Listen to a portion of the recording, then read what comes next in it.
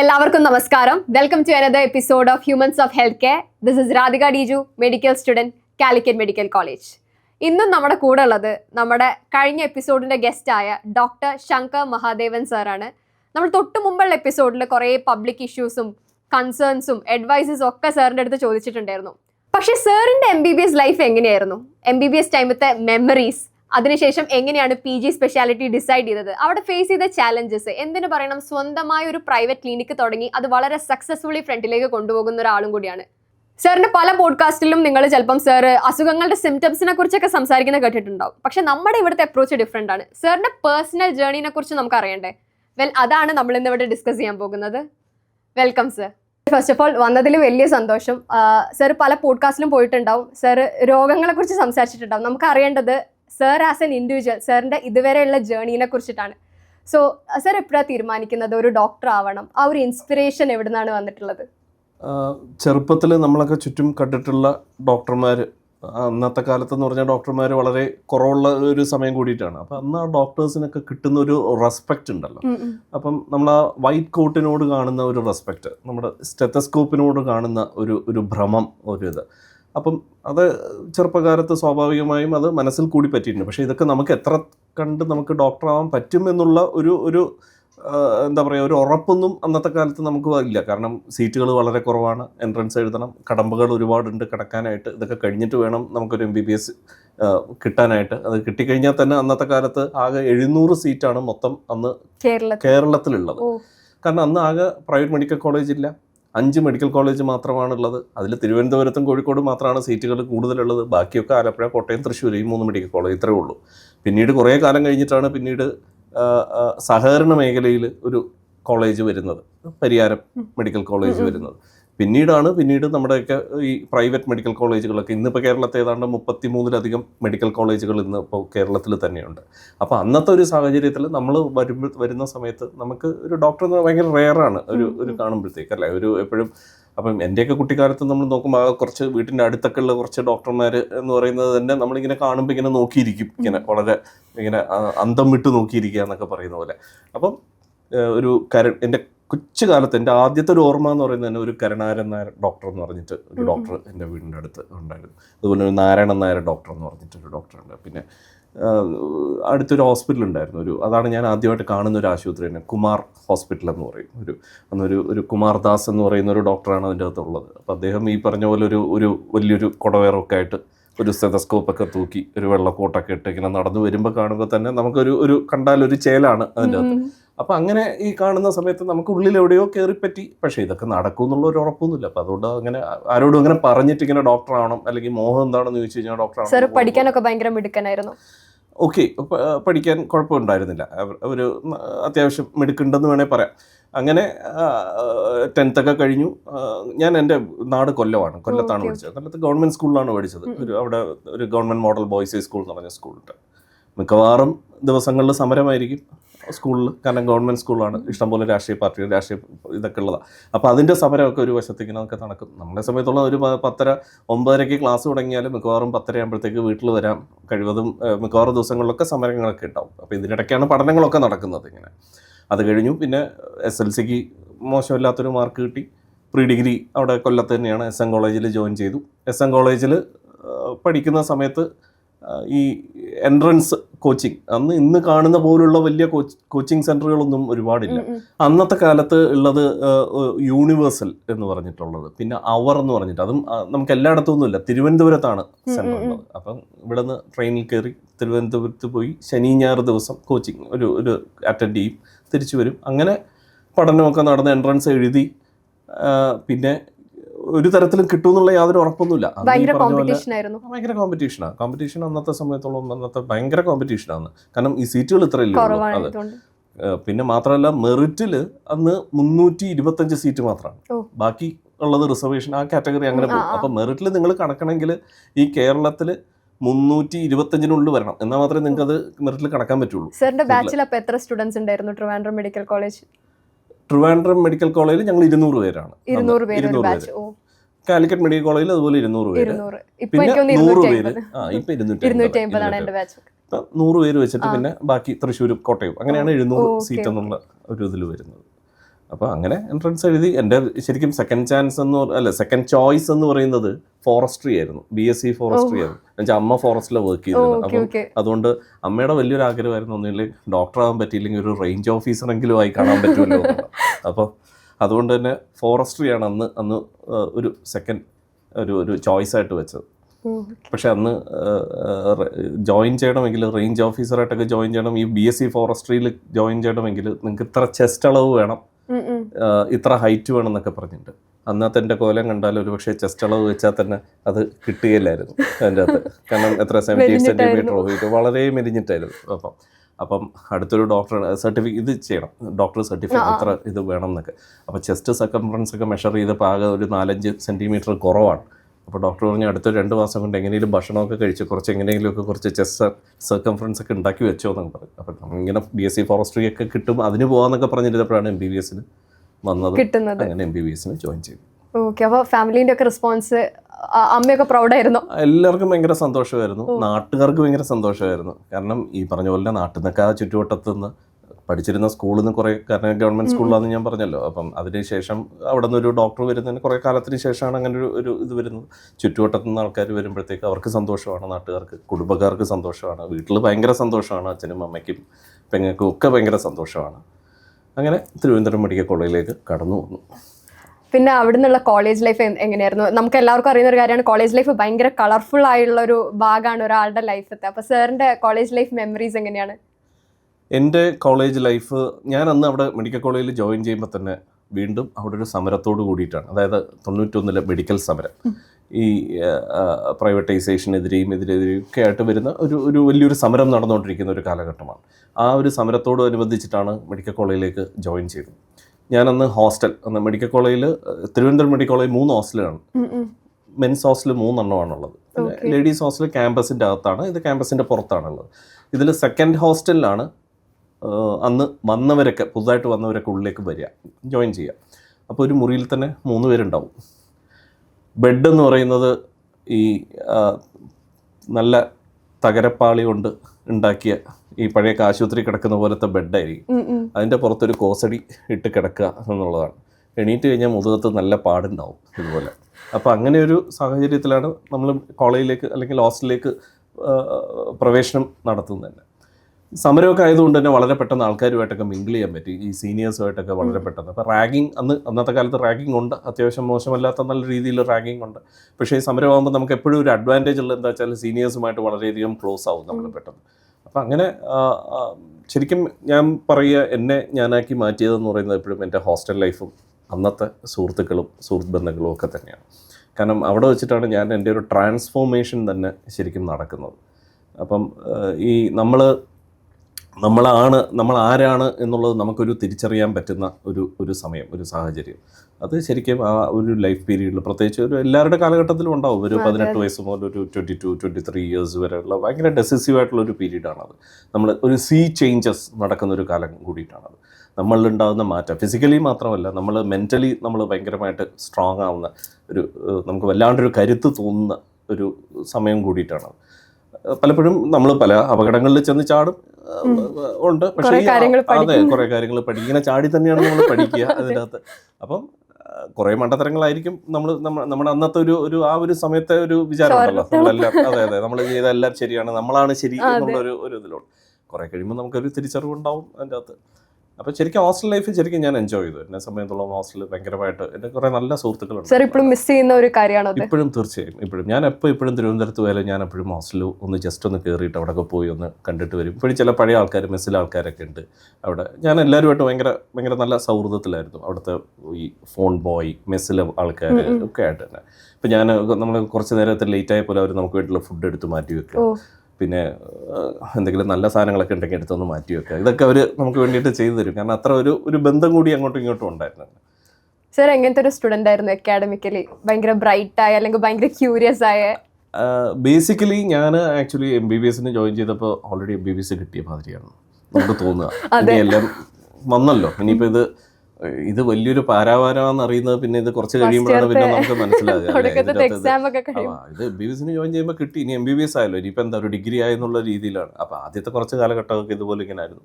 പിന്നെ കുറച്ച് രാഷ്ട്രീയ പ്രവർത്തനം ഇതൊക്കെ ആയിട്ട് ഇങ്ങനെ അന്നത്തെ കാലത്ത് കുറച്ച് ആക്റ്റീവ് ആയിരുന്നു. കുറച്ച് ഒരു 2 years ഫസ്റ്റ് MBBS ഒക്കെ ശരിക്കും നന്നായിട്ട് ഒന്ന് ഉഴപ്പി എന്ന് തന്നെ പറയാം. പക്ഷേ പരിക്കൊന്നും കൂടാണ്ട് തന്നെ ഫസ്റ്റ് MB കടന്നുകൂടി അങ്ങോട്ടേക്ക്. അന്ന് ഇതുപോലെയല്ല, അന്ന് 1.5 വർഷമാണ് first year 1.5 years anatomy, physiology, biochemistry. പിന്നെ അത് കഴിഞ്ഞിട്ട് പിന്നെ ഈ പാത്തോ മൈക്രോ ഇത് വരും, ഫാർമക്ക് ഇത് വരും. പിന്നെ ഫോറൻസിക് ഇടയ്ക്ക് ഒരു കമ്മ്യൂണിറ്റി മെഡിസിൻ. പിന്നെ ലാസ്റ്റ് പിന്നെ മെഡിസിൻ, സർജറി, ഗൈനക്ക് ഇത് മൂന്നും ഇത്.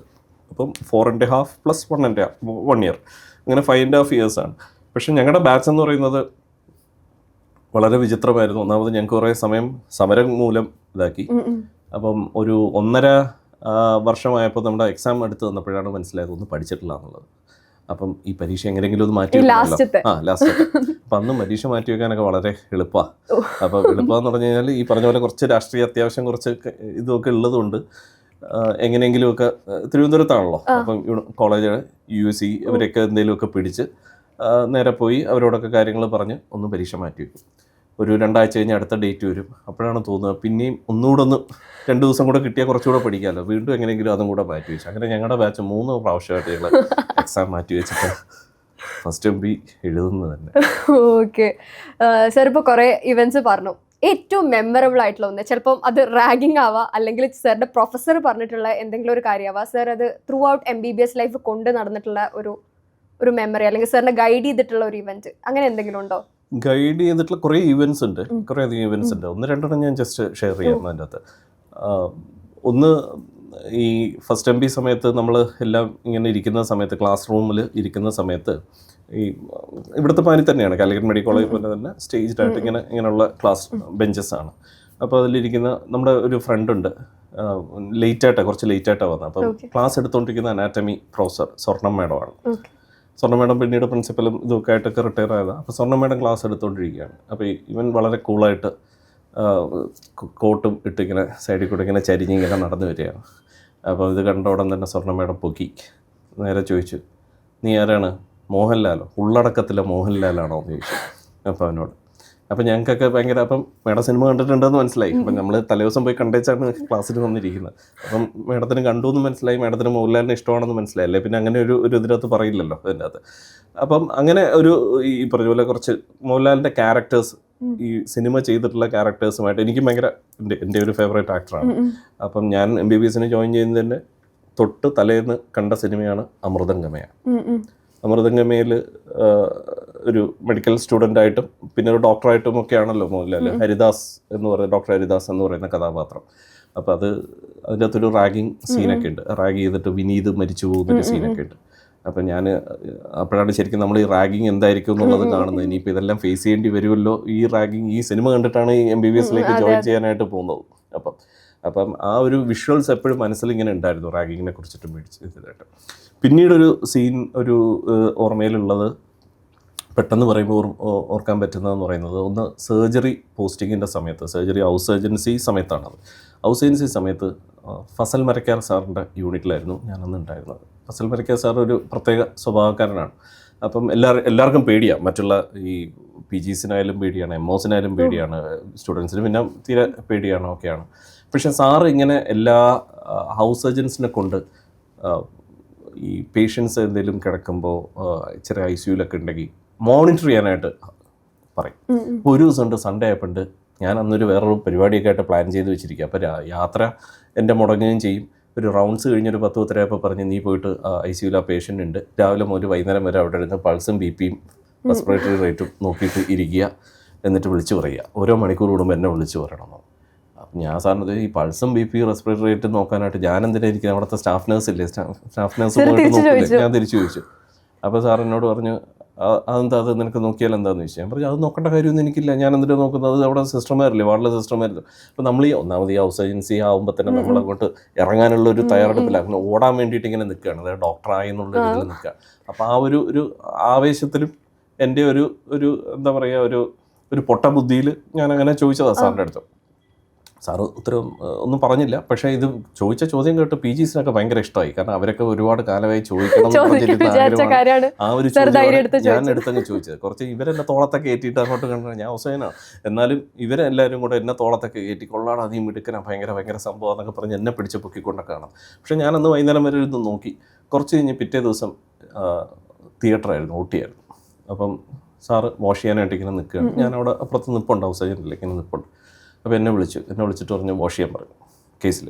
അപ്പോൾ ഞാൻ വാഷ് ചെയ്തുകൊണ്ടിരിക്കുന്ന സമയത്ത് സാറിനോട് പറഞ്ഞു, ഇന്നലെ നീ പറഞ്ഞ ഒരു കാര്യമുണ്ടല്ലോ, അത് വേറെ ആരെങ്കിലും ആണത് പറഞ്ഞെങ്കിൽ, ഇന്ന് വരെ എൻ്റെ അടുത്ത് ആരും ഇതുപോലെ ഒന്നും പറഞ്ഞിട്ടില്ല, വേറെ ആരെങ്കിലും ആണത് പറഞ്ഞെങ്കിൽ ഇതുപോലെ എൻ്റെ മുന്നിൽ ഇങ്ങനെ ഇന്ന് വന്ന് നിൽക്കത്തില്ല OTയിൽ എന്ന് പറഞ്ഞു.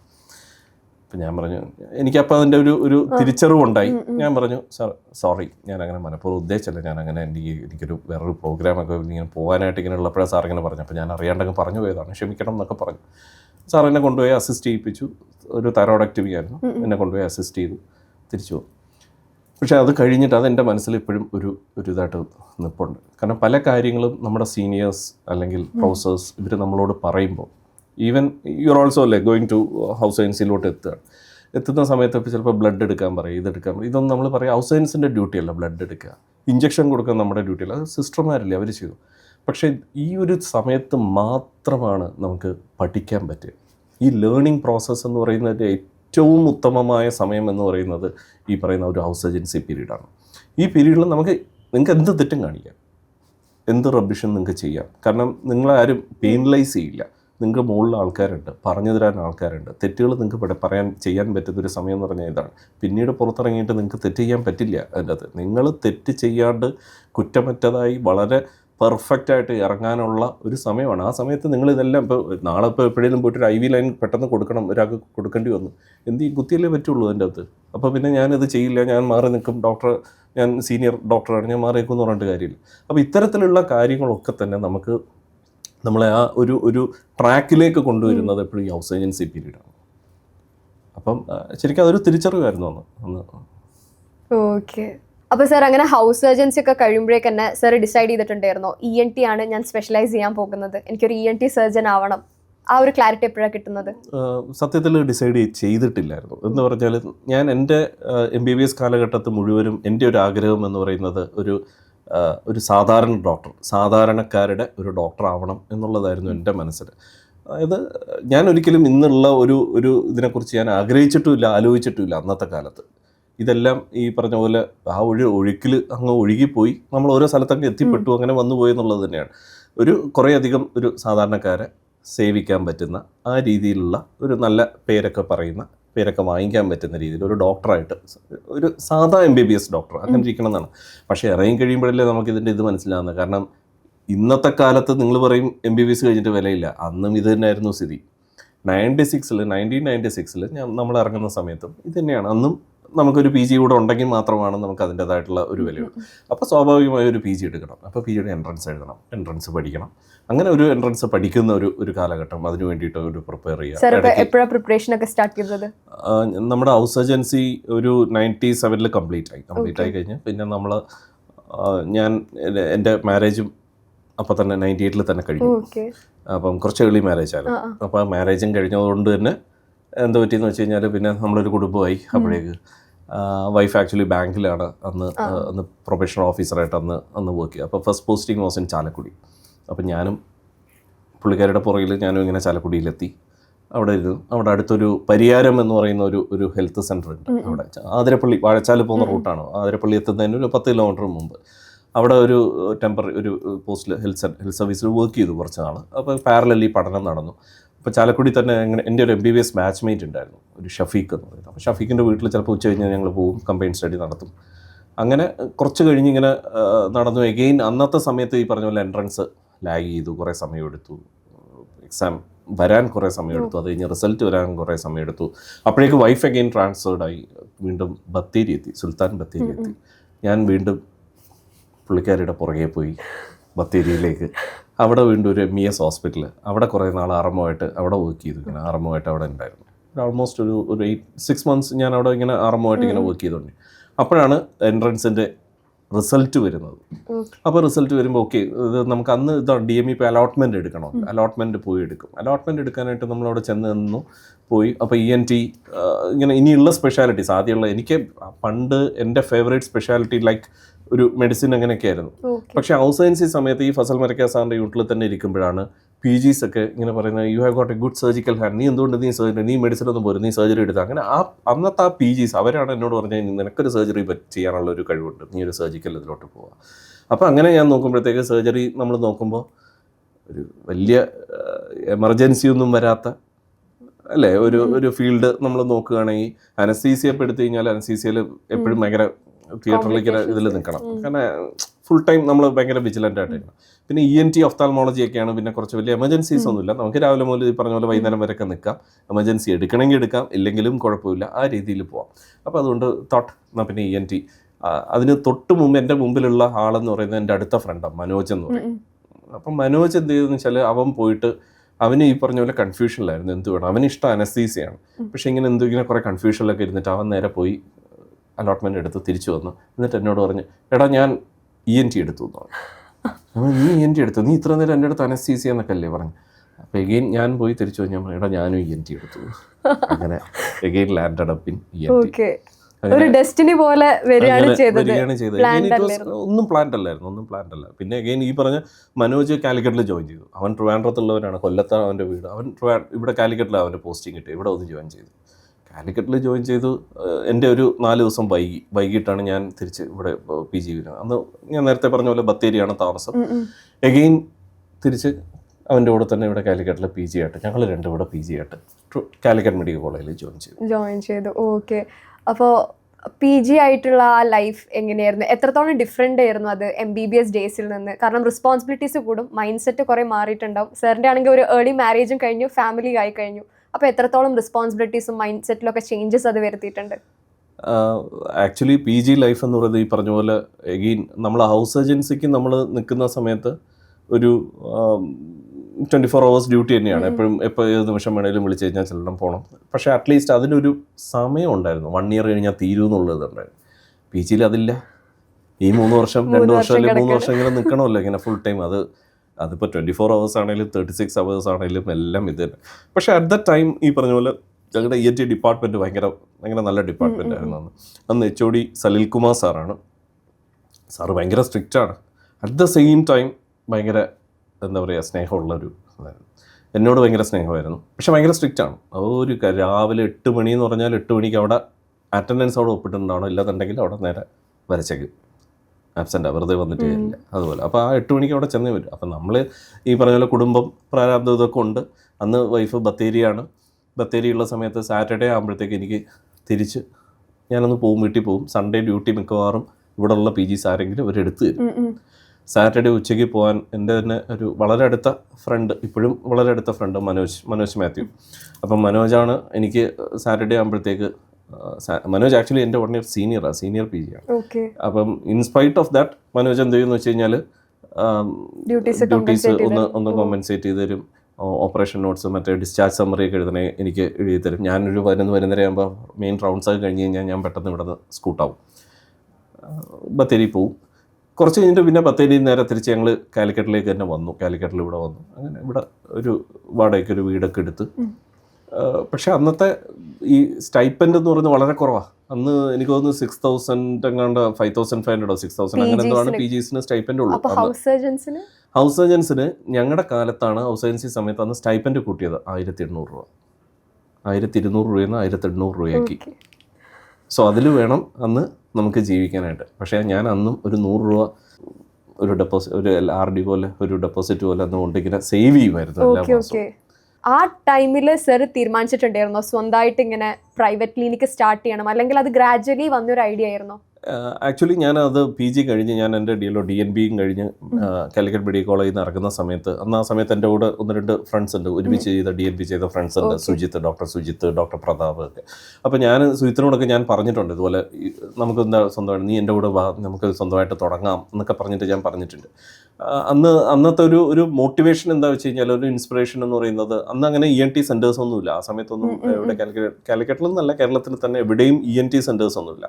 ആകെ ഉള്ള ഒരു ENT സ്പെഷ്യലൈസ്ഡ് സെൻറ്റേഴ്സ് എന്ന് പറയുന്നത് ചെന്നൈയിലുണ്ടാവും.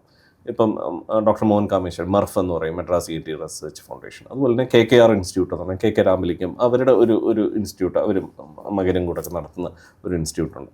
കേരളത്തിലൊന്നും അന്നൊന്നുമില്ല. പക്ഷേ ഈവൻ അറ്റ് ദ ടൈം അന്നൊരു ഗ്രൂപ്പ് പ്രാക്ടീസ് പോലെ ഇവിടെ നമ്മുടെ കാലിക്കറ്റിൽ ഡോക്ടർ മനോജ്, പിന്നെ ഡോക്ടർ മോഹനകൃഷ്ണൻ, ഡോക്ടർ രവി, ഇവർ മൂന്നാളും കൂടെ ഷിബ ഹോസ്പിറ്റലിൽ ഒരു സെൻ്ററൊക്കെ ഉണ്ടായിരുന്നു. പിന്നീടാണ് അവർ പിന്നെ നേരെ ഇവിടേക്ക് ജോയിൻ ചെയ്തത്, മിംസിലേക്ക് പോയപ്പോൾ അവർ ഒരുമിച്ച് പോയി. അഗെയിൻ ദേ പാർട്ടഡ്. പിന്നെ 2006 തോന്നുന്നു, something like then Manoj started his own centre. അപ്പോൾ അത് ഓരോ സംഗതിയും നമ്മളെ സംബന്ധിച്ചോളം ഇൻസ്പിറേഷൻ. അപ്പോൾ ഞാനിതെല്ലാം പുറത്തുനിന്ന് ഇങ്ങനെ നോക്കി കാണുന്നുണ്ട്, ഇവരുടെ കാര്യങ്ങൾ, വളർച്ച, ഇതെല്ലാം നമ്മൾ നോക്കി കാണുന്നുണ്ട്. അപ്പം തോന്നി ഒരു സ്വന്തമായിട്ട് ഒരു സ്ഥലത്തേക്കൊന്ന് വരണം എന്നുള്ളത്. പക്ഷേ നമുക്കത് തുടങ്ങണമെങ്കിൽ ഈ പറഞ്ഞ പോലെ അതിനൊരു വലിയൊരു ഫിനാൻഷ്യൽ കമ്മിറ്റ്മെൻറ്റ് വേണം. ഇതൊന്നും പെട്ടെന്ന് അങ്ങനെ നടക്കുന്നതല്ല ഇതിൻ്റെ അകത്ത്. സോ ഇനീഷ്യലി കുറച്ച് നാൾ വർക്ക് ചെയ്തു. ഇപ്പം കുറേ കാലം കോപ്പറേറ്റീവ് ഹോസ്പിറ്റൽ ഉണ്ടായിരുന്നു, മലബാർ ഹോസ്പിറ്റലിൽ കുറേ കാലം വർക്ക് ചെയ്തു. ENT ആയിട്ട് ENT ഡോക്ടറായിട്ട് കുറേ കാലം മലബാറിലൊക്കെ ഉണ്ടായിരുന്നു. അപ്പം മലബാറിൽ വെച്ചിട്ടാണ് ഫസ്റ്റായിട്ട് ഒരു ENT സെൻറ്റർ, ഒരു സെപ്പറേറ്റ് സെൻറ്റർ പോലെ അന്ന് സ്റ്റാർട്ട് ചെയ്യുന്നത്. അതും ഈവൻ അവിടെ ലളിത മേഡത്തിൻ്റെ ഐഡിയ തന്നെയാണ്. ഇപ്പം ലളിത മേഡത്തെ കുറിച്ച് പറഞ്ഞാൽ കുറേ പറയേണ്ടി വരും അതിനകത്ത്. ഫർഹാൻ സാറും ഇതേപോലെ മാമിനെ കുറിച്ചായിരുന്നു പോഡ്കാസ്റ്റിൽ കുറേ പറഞ്ഞിട്ടുണ്ട്. ഈ എന്താ പറയുക, നമ്മളെല്ലാം ഒരു മെൻറ്റർ അല്ലെങ്കിൽ നമ്മളെല്ലാം നോക്കിക്കാണുന്ന ഒരു വ്യക്തി ഉണ്ട്. അങ്ങനെ ഒരു വ്യക്തിത്വത്തിന് ഉടമ കൂടിയിട്ടാണ് ലളിത മേഡം എന്ന് പറയുന്നത്. മേഡത്തെ ഞാനിങ്ങനെ ദൂരെ നിന്ന് ഇങ്ങനെ നോക്കിക്കാണും. മേഡത്തിൻ്റെ ഓരോ ആക്ടിവിറ്റീസ്, മേഡത്തിൻ്റെ OP ഒരു മണി 1:30 മണിക്കൊക്കെ കഴിഞ്ഞ് കഴിഞ്ഞാൽ നമ്മൾ OPൻ്റെ അടുത്ത് പോയി കഴിഞ്ഞാൽ ഒരു 8 പേര് 8-10 പേര് അവിടെ ഇങ്ങനെ സീറ്റിലിരിക്കുന്നുണ്ടാവും. സംഭവം എന്താ വെച്ച് കഴിഞ്ഞാൽ പിരിവിന് വന്ന ആൾക്കാരുണ്ടാവും, പിന്നെ കോർപ്പറേഷനിൽ നിന്ന് വന്ന ആൾക്കാരുണ്ടാവും, ബാങ്കിൽ നിന്ന് വരുന്ന ലോണിന് വേണ്ടി വരുന്ന ആൾക്കാരുണ്ടാവും. പല മേഖലകളിൽ നിന്നുള്ള ആൾക്കാരിങ്ങനെ നിന്ന് പിന്നെ ഒരു മണിക്കൂർ ഇവരുമായിട്ടൊക്കെ പറഞ്ഞ് സംസാരിച്ച് വിടുകയും. അപ്പോൾ ഇവരെയൊക്കെ ടാക്കിൾ ചെയ്യുന്ന ഒരു രീതിയുണ്ട്. അപ്പം ശരിക്കും പറഞ്ഞ ഒരു വുമൺ ഓൺടർപ്രൈനർ എന്നുള്ള നിലയിൽ ഒരു ഭയങ്കര അത്ഭുതമായിരുന്നു. അതെ. അപ്പോൾ ഈവൻ എല്ലാവർക്കും ഇനിഷ്യലി ഇത് ഓൺടർപ്രൈനർ ആവാനുള്ള ഒരു പ്രേരണ എന്ന് പറഞ്ഞാൽ നമ്മളെപ്പോഴും കുറച്ച് നേരം നമ്മൾ ഇരുന്ന് കഴിഞ്ഞാൽ വർക്ക് ചെയ്ത് കഴിഞ്ഞാൽ മേഡവുമായിട്ട് സംസാരിച്ച് കഴിഞ്ഞാൽ നമുക്കൊരു പെട്ടെന്നൊരു പോസിറ്റീവ് എനർജി കിട്ടും അതിൻ്റെ അകത്ത്. അപ്പം അവിടെ നിന്നും കൂടിയിട്ടാണ് ഈ പറഞ്ഞ പോലെ ഒരു സ്വന്തമായിട്ടൊരു സെൻറ്റർ തുടങ്ങണം എന്ന് വിചാരിച്ചത്. ഓക്കെ. അപ്പോൾ മാം സാറിന് അത്യാവശ്യം ഇൻഫ്ലുവൻസ് ചെയ്തിട്ടുണ്ട്. സാർ തീർച്ചയായും സാർ നേരത്തെ പറഞ്ഞ പോലെ തന്നെ ഒരു ഡോക്ടർ ഒരു ഓൺട്രപ്രനർ ആവുന്ന സിറ്റുവേഷനും കൂടിയാണ് സ്വന്തമായിട്ട് ഒരു പ്രൈവറ്റ് ക്ലിനിക്ക് തുടങ്ങുമ്പോൾ ഉണ്ടാവുന്നത്. ഇപ്പോൾ ഒരു യങ് ഡോക്ടർക്ക് പ്രൈവറ്റ് ക്ലിനിക്ക് സ്റ്റാർട്ട് ചെയ്യണം, എന്തൊക്കെ അഡ്വൈസസ് ആയിരിക്കും സാർ കൊടുക്കുക? ഇന്നത്തെ കാലത്ത് ഇനിയിപ്പോൾ എന്ന് പറഞ്ഞാൽ നമ്മൾ ഈ പറഞ്ഞ പോലെ പ്രൈവറ്റ് സെറ്റപ്പിലോട്ട് നമ്മൾ സ്വന്തമായി ഓരോന്നും ഏതെങ്കിലും രീതിയിൽ കണ്ടെത്തിയേ പറ്റുള്ളൂ. കാരണം തൊഴിൽ സാധ്യത എന്ന് പറയുന്നത് വളരെയധികം വിരളമായിക്കൊണ്ടിരിക്കുകയാണ്. അപ്പോൾ ഒരു ഭാഗത്ത് ഗവൺമെൻറ് സെക്ടറിലെ മുരടിപ്പ്, മറുഭാഗത്ത് പ്രൈവറ്റ് സെക്ടറിൽ കോർപ്പറേറ്റൈസേഷൻ, അതിങ്ങനെ ഒരു വല്ലാത്ത രീതിയിൽ. അപ്പോൾ ഈ ജോലി വേണ്ടേ ഈ ഇറങ്ങുന്നവർക്ക്? അതായത് ദ ഫിഗേഴ്സ് അല്ലേ, അറൗണ്ട് ഒരു 5,000 to 6,000 നമുക്ക് ഒരു വർഷം ഇങ്ങനെ ഇറങ്ങുന്നുണ്ട്. ബിക്കോസ് ഈ പറഞ്ഞ ഇത്രയും മെഡിക്കൽ കോളേജസ് ഉണ്ട്. ഇതിൽ നിന്നുള്ള graduates, post graduates, also like പുറത്തുനിന്ന് വരുന്ന ആൾക്കാർ, ലൈക്ക് ഉക്രൈൻ, ചൈന, മറ്റുള്ള കൺട്രീസ്, ഒരുപാട് സ്ഥലത്തുനിന്ന് വരുന്ന ആൾക്കാർ. അത് അറൗണ്ട് ഒരു 800 to 1,000 അഗെയിൻ ഒരു വർഷം അത് തന്നെ വരുന്നുണ്ട്, ഔട്ട്സൈഡ് സ്റ്റേറ്റ് ഓൾസോ. അപ്പോൾ ഇതെല്ലാം കൂടെ കൂട്ടുമ്പോൾ എങ്ങനെയായാലും ഒരു 5,000, 5,500 പുതിയ ഗ്രാജുവേറ്റ്സ് ഇവർക്ക് വേണ്ടിയിട്ടുള്ള ഒരു ജോബ് എന്ന് പറയുന്നത് എല്ലാവർക്കും കൊടുക്കാൻ പറ്റില്ല. ഗവൺമെൻറ്റും കൊടുക്കാൻ പറ്റില്ല, ഗവൺമെൻറ്റും കുറ്റം പറഞ്ഞിട്ട് കാര്യമില്ല, പ്രൈവറ്റിനും കൊടുക്കാൻ പറ്റില്ല. അപ്പോൾ അവരൊരു ജോബ് കണ്ടെത്തിയേ പറ്റുള്ളൂ, നമ്മൾ കണ്ടെത്തണം നമുക്ക് വേണ്ടിയിട്ടുള്ള. അത് സ്വന്തമായിട്ടുള്ള ഒരു എസ്റ്റാബ്ലിഷ്മെൻറ്റിലോട്ട് നമുക്ക് മാറേണ്ടി വരും. കൂടുതൽ സെൻറ്റേഴ്സ് വരേണ്ടി വരും. അതിലേക്ക് വേണ്ടിയിട്ട് നമ്മളിപ്പോഴേ മനസ്സ് പാകപ്പെടുത്തണം. അതെങ്ങനെ നടത്തണം എന്നുള്ളതും കുറേ കൂടെ മോറലി, എത്തിക്കലി, റൈറ്റിയസ്ലി നമുക്കിതെങ്ങനെ കൊണ്ടുപോകാൻ പറ്റും, ഈ പ്രൊഫഷനെയും വിത്ത് ഡിഗ്നിറ്റി നമുക്കെങ്ങനെ കൊണ്ടുപോകാൻ പറ്റും എന്നുള്ളത് നമ്മളൊരു കൂടി ആലോചിക്കണം, എന്നിട്ട് പോകേണ്ടതാണ്. അതേ പറ്റുള്ളൂ. അല്ലാതെ വേറെ ജോബ് ഓപ്പർച്യൂണിറ്റീസ് ഒന്നും നിവർത്തിയില്ല, നമ്മൾ തന്നെ ക്രിയേറ്റ് ചെയ്യാം. ഓക്കെ സർ, ഇതുവരെയുള്ള ജേർണിയിൽ ഫേസ് ചെയ്ത ഏറ്റവും വലിയ ചാലഞ്ച് എന്തായിരിക്കും and how did you overcome that? ചിലപ്പോൾ അത് MBBS ലൈഫ് ആവാം, ചിലപ്പോൾ PG ലൈഫ് ആവാം, ചിലപ്പോൾ സാറിൻ്റെ എസ്റ്റാബ്ലിഷ്മെൻറ്റിൻ്റെ ആ ടൈമിലാവാം. ഏതായിരുന്നു ഏറ്റവും വലിയൊരു ചലഞ്ചസ് ഉണ്ടായിട്ടുണ്ട്. ഈ പറഞ്ഞ പോലെ ഞാൻ എൻ്റെ സ്വന്തം സ്ഥാപനം തുടങ്ങുന്നതിന് മുമ്പ് ഞാൻ വേറൊരു സ്ഥാപനം, ഞങ്ങളൊരു പാർട്ട്ണർഷിപ്പ് ഇതായിട്ട് തുടങ്ങിയിരുന്നു ഒരിത്. പക്ഷേ അൺഫോർച്ചുനേറ്റ്ലി നമുക്കത് മുന്നോട്ട് കൊണ്ടുപോകാൻ പറ്റിയില്ല. ഒരു 1.5 years കഴിഞ്ഞപ്പോഴത്തേക്ക് അങ്ങനെയാണ് I had to part with them, then start my own. അപ്പോൾ അതൊരു ഒരു ഫേസ് ഓഫ് ലൈഫ്, ഒരു അറ്റ്ലീസ്റ്റ് കുറച്ച് നാളുകൾ, ഒരു ഭയങ്കര വല്ലാത്തൊരു നാളുകളായിരുന്നു. ജീവിതത്തിലെ ഒരു ഇരുണ്ട അധ്യായം എന്ന് വേണേൽ പറയാം. അതായത് ആൾറെഡി ഒരു നല്ല ഇതിൻ്റെ അകത്ത് മുകളിൽ വരെ അങ്ങേയറ്റം വരെ മുകളിൽ പോയിട്ട് ഒരൊറ്റ രാത്രി കൊണ്ട് ഒരൊറ്റ ദിവസം കൊണ്ട് നേരെ താഴോട്ട് വീണ മനുഷ്യനാണ് ഞാൻ. പിന്നെ again I have to rebuild everything അങ്ങോട്ടേക്ക്. പിന്നെ കുഴപ്പമുണ്ടായില്ല, കാരണം ചുറ്റുവട്ടത്ത് നല്ലവരായ ആൾക്കാർ, നമുക്ക് ചുറ്റും എപ്പോഴും നല്ലത്, നമ്മുടെ നന്മ ആഗ്രഹിക്കുന്ന ഒരുപാട് ആളുകളുണ്ട്. നമ്മുടെ എന്താ പറയുക, ഒരു ഗുരുത്വവും മുകളിലത്തെ ദൈവത്തിൻ്റെ ഒരു ദൈവാനുഗ്രഹവും ഒക്കെ ഉണ്ടെങ്കിൽ തീർച്ചയായും നമ്മൾ എത്ര വീണാലും നമ്മൾ അതിൽ നിന്ന് കരകയറും, രക്ഷപ്പെടും എന്നുള്ളത് അന്ന് മനസ്സിലായി. സർ നല്ലൊരു രീതിക്കുള്ള ഇൻസൈറ്റ് തന്നെയാണ് ഞങ്ങൾക്ക് തന്നിട്ടുള്ളത്. സാറിൻ്റെ മെമ്മറീസ് കാര്യങ്ങൾ വളരെ ടച്ചിങ് ആയിട്ടുള്ള ഒരു കാര്യം കൂടിയായിരുന്നു. ഈ 2 എപ്പിസോഡും നമ്മുടെ കൂടെ ഇവിടെ ഉണ്ടായിരുന്നതിന് first of all thank you so much. ഇനി നമുക്ക് അറിയേണ്ടത് പ്രേക്ഷകരായ നിങ്ങളുടെ അഭിപ്രായമാണ്. എന്താണ് നിങ്ങൾക്ക് ഈ 2 എപ്പിസോഡ്സിനെ കുറിച്ച് പറയാനുള്ളത്? ആൻഡ് ഓൾസോ അടുത്ത എപ്പിസോഡിൽ ആരെയാണ് നിങ്ങൾക്ക് ഇവിടെ കാണാൻ താല്പര്യം? തീർച്ചയായും കമൻറ്റ് ചെയ്യുക. This is Radhika Deeju signing off.